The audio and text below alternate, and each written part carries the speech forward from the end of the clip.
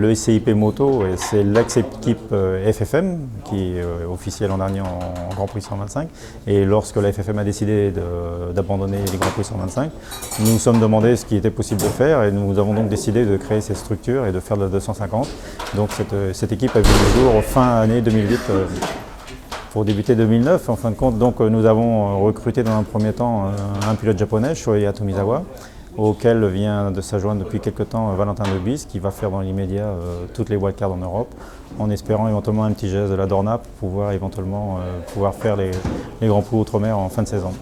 En fin de compte, nous sommes au niveau technique, on va dire encadrement, il y a 10 personnes pour 2 pilotes, donc les 2 pilotes qui sont Shohei Tomizawa et Valentin Debise, donc 12 personnes au total.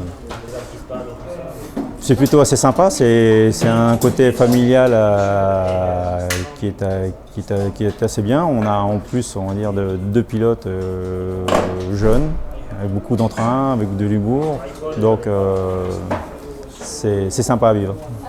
Nous avons un team, une moto par pilote, donc ça fait deux motos dans l'équipe. Voilà.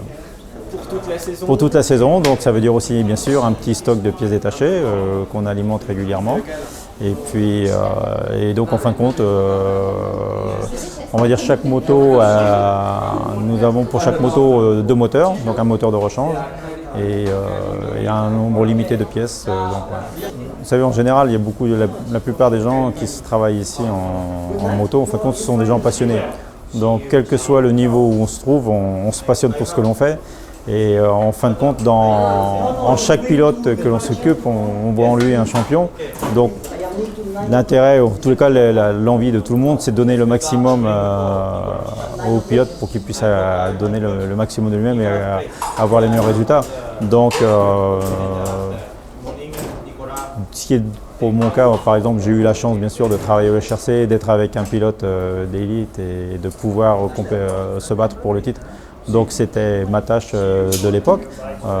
Ensuite, lorsqu'on se retrouve avec des moyens moindres, on s'adapte à la situation et justement on utilise toute son expérience pour pouvoir réunir autour de soi et utiliser son savoir pour justement réussir à mettre en chantier et bout à bout toutes ces choses qui font qu'on peut faire un team avec des moyens relativement réduits. En fin de compte, on part, on va dire, avec 2 jeunes pilotes qui ont un niveau d'expérience un petit peu différent, puisque Shoya, lui, est déjà un pilote de 250 qui était confirmé, on va dire, chez lui dans son championnat japonais. Inconnu, bien sûr, en dehors du Japon. Donc pour Shoya, c'est la découverte, bien sûr, des Grands Prix. Et donc avec Shoya, on va dire que la cible, bien sûr, est un petit peu différente que celle que nous avons pour Valentin, puisque Valentin Debise, lui, vient de la 125. Donc, il est en train de faire son apprentissage de la 250. Donc, il doit encore découvrir un certain nombre de choses, d'aspects au niveau technique et mécanique, plus technique de pilotage que Shoya a et que Valentin n'a pas. Donc, on va dire Shoya est là pour marquer un petit peu des points et assurer la pérennité de l'équipe. Et pour Valentin, donc c'est mettre un petit peu le pied à l'étrier d'un jeune pilote français, de manière à pouvoir l'année prochaine lui proposer un guidon à temps complet au niveau des Grands Prix. Donc au niveau de l'équipe l'année prochaine, bien sûr, il y a l'arrivée de la Moto 2, donc cette nouvelle catégorie qui donc sera basée sur des moteurs 600 cm3 fournis par Honda.